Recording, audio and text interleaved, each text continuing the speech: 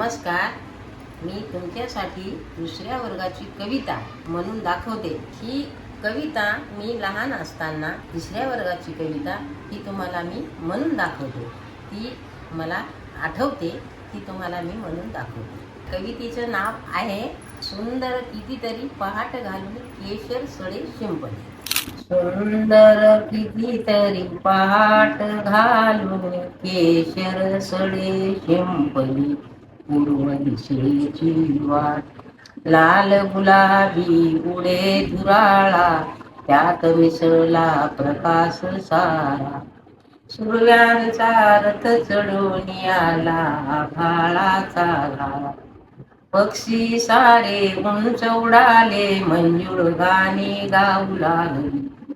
रविराजाची कीर्ती गायली गोड गळ्याचे घाट, सुगंध सगळा